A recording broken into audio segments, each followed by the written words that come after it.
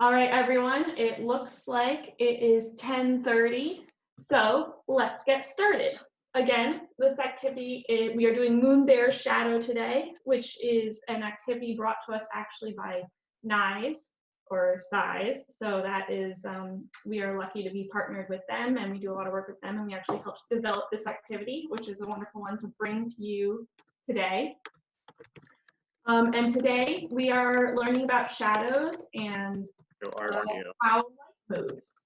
So for this activity, you will need some small toys or figurines and a flashlight. It doesn't have to be fancy or sun-shaped like mine. Any flashlight will do, and any toys will do. So something small you can have on the table in front of you will work best. Mom, you can watch that. All right. So as you're gathering supplies, I'm going to be reading a story. This activity and story are geared for ages 3 to 6, and those children and their family will have the most fun with this. So I'm going to start with Moonbear Shadow by Frank Asch. Mom.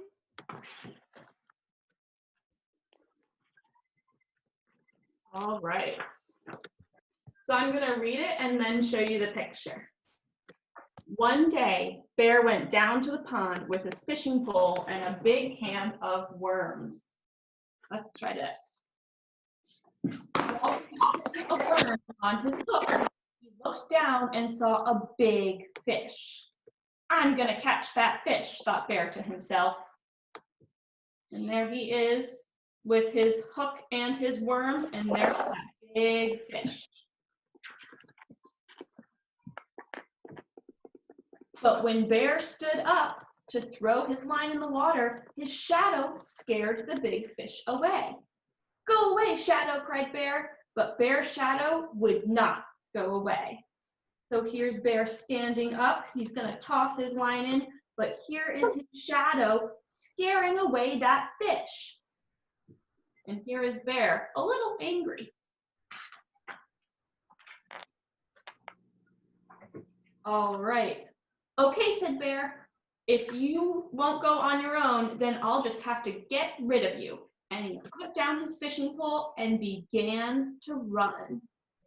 He ran around the pond, and when he got to the other side, he kept on running. So here's Bear, and here's the shadow still following him. Here's Bear, and his shadow is still with him, but Bear's running really fast. Bear ran behind a field of flowers. There were those flowers. Jumped over the brook. Here is his brook. Good, thought Bear. Now Shadow can't find me. Yep, he has his shadow here, and he hid behind a tree. You should go to a darker room, I think. And I don't think he can see his shadow. Maybe your bedroom with the blinds closed? But Bear was wrong. He stepped out from behind the tree. The first thing he saw was shadow. There's Bear, and there's his shadow. And there's a tree, and the tree also has a shadow. Nearby was a cliff. Bear walked over to the cliff and looked up. So here's the cliff. He's looking up. I'll climb so high, Shadow won't be able to follow me, thought Bear. That sounds like a pretty good plan. Bear climbed up higher and higher until at last he pulled himself up to the top. Puffing and puffing, he smiled with pride. Then he looked down and saw Shadow. Bear cannot seem to escape his shadow. Now, Bear was very annoyed. So he went home and got a hammer and some nails to nail his shadow to the ground. Mom! Here, it stays in place. So here's Bear with his hammer and nails and to nail that shadow down. He hammered and hammered and hammered, but no matter how many nails he hammered, he couldn't nail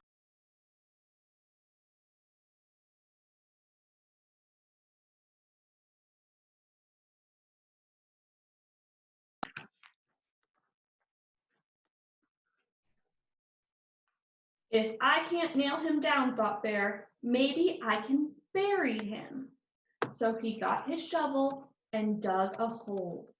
When the hole was deep and wide, he let his shadow fall down into the hole.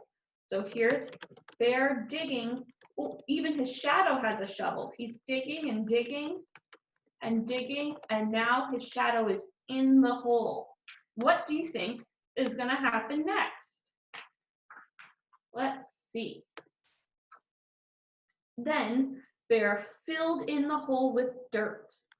When he was finished, it was almost noon. The sun was high in the sky, and Shadow was nowhere to be seen. At last, sighed Bear, no more Shadow. Wow, it seems Bear solved his problem by filling his shadow in and digging a huge hole and filling it in. He escaped his shadow.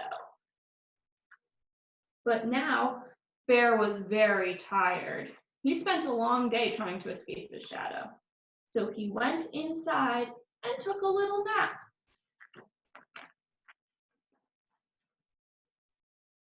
While he slept, time passed, and the sun once again cast shadows everywhere. So here we can see at noon, when the sun is overhead, there are no shadows.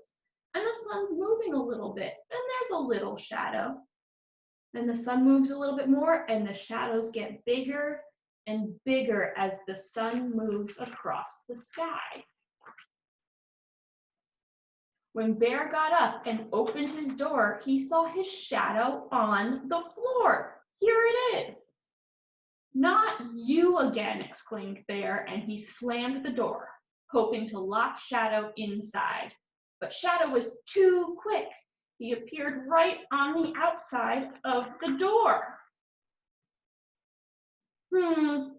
Sighed Bear. How about this? If you let me catch a fish, I'll let you catch one too. Nod your head like this if it's a deal. And Bear nodded his head. Shadow nodded too.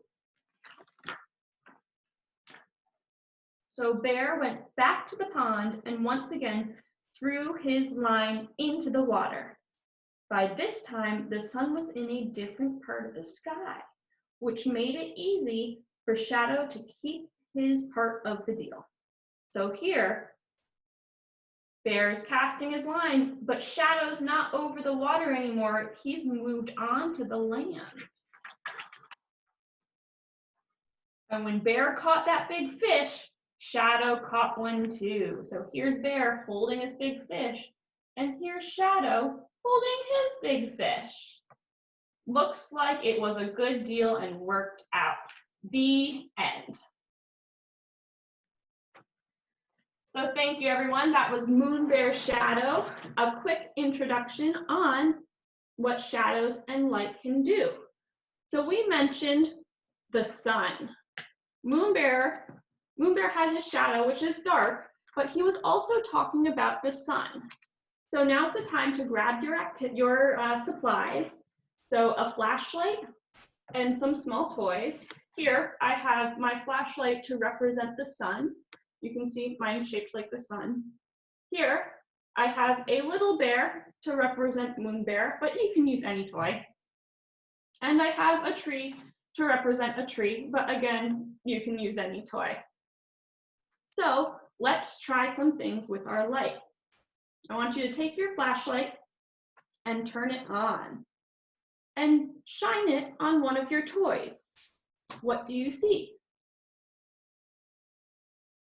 Can everyone see my toy and shadow? Is this visually, can you guys see this? I'd like to know, please. Can you see the shadow I'm making? What happens when you take your light and you move it around your toy? Where do you notice that shadow going? Mine is moving back and forth as my sun moves back and forth. However, whatever side my sun is on, my shadow is on the opposite side. So my bear is blocking the light from my sun. So, are we ready to try some challenges?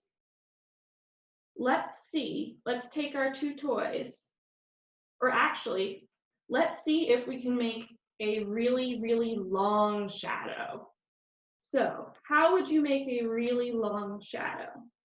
We've been moving our sun around a little bit, and if I tilt my sun, bring it all the way down to my table, I have made a really long shadow, a shadow that is bigger than my bear. Let's see, I tried it from the front. Let's try it from the sideways, from the side. Wow, I can watch my shadow grow bigger and bigger as my sun gets closer and closer to the edge of the table. This is like during sunset, when the sun is setting and moving closer and closer to the horizon. Your shadows are getting longer and longer. Now, we've made a really big shadow. Let's try and make no shadow at all. So remember, when Moonbear didn't have a shadow, it was noon and the sun was high overhead, so directly on top. Do you see a shadow? My bear has a little one. His shadow is not completely gone, but it's a lot smaller than the one you would see at sunset. And something else that bear did is he hid in the shade of a tree. So if you have a bigger toy, now's the time to bring a slightly bigger toy out. And we are going to try and make a shadow that our little toy, or the bear, can hide in. So try moving your flashlight around and see how we can make a shadow that our bear can hide in. And I'm going to move my bear a little closer to my tree to make it work better. So let's see, if I start from this end, I've got some really long shadows, but my tree shadow is over here. That is not where I want it to be. So I'm going to move my flashlight around a little bit, do some experimenting. Oh, now my shadows are facing the same direction, but my tree shadow is not covering my bear. I'm going to keep moving my flashlight. All right, here we go. I've made my tree shadow completely cover my bear. Now my bear is in the shade of the tree shadow, and I can't even see my bear's shadow. It must be because the tree is a lot bigger than the bear. There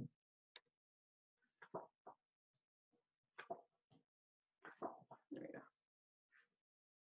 Now, what happened in the beginning of the book is Bear's shadow scared the fish away. And I have a little pond on my mat in front of me.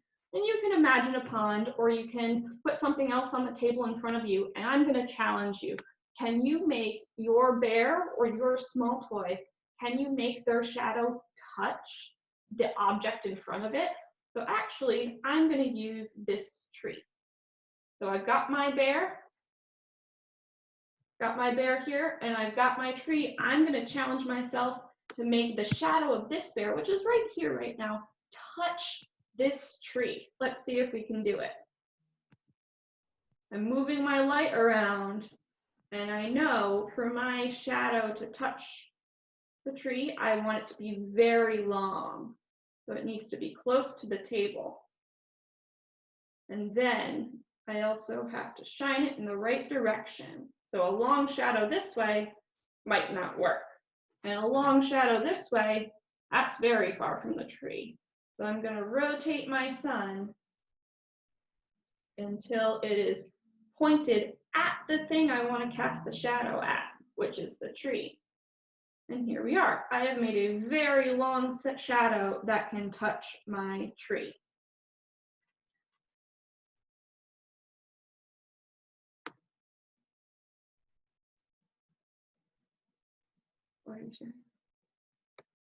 All right, here is another way to make some shadows. So we have, you can experiment with a box. How does the shadow of the box change as you move the light around it? Does the shadow stay square and angular, or does it get bigger and longer? What happens to the points?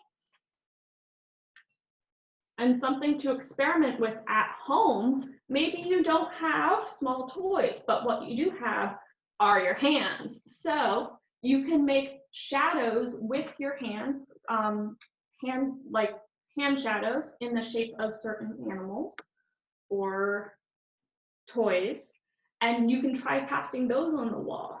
When you're casting those shadows, does the shadow look more like your hands or like something else? How can you tell the difference? Do you see any similarities? Like, would you be able to find your finger in a shadow puppet that you're casting? All right, thank you everyone. So one of the reasons this activity was chosen is because we just had our vernal equinox, or the spring equinox, and that is when the time, the time that is night is equal to the time that is day. And in the Northern Hemisphere, this is actually when the sun, one of the few times the sun shines directly overhead. So on March 19th, we were able to have the sun at noon shine directly overhead Ithaca, New York. So this is very topical. I know it's not very sunny right now in Ithaca, New York. It's a little rainy, a little snowy, but we do have flashlights that we are able to play with, and it's a great indoor activity to find some space on a wall and do a fun shadow theater play. Or alternatively, you can hang up a sheet and shine a bright light towards that sheet and do some shadow puppets yourself to really experiment with shadows and what things look like far away and close to the light. So thank you everyone for joining us today for our Moonbear shadow. Here we are looking at the image of a lunar eclipse, which is when the moon casts a shadow on the earth. So the moon actually moves to block the sun entirely, and the earth will sit in the shade for a little bit. Similarly to when the tree was casting a shadow on Bear, and Bear was sitting in the shade a little bit.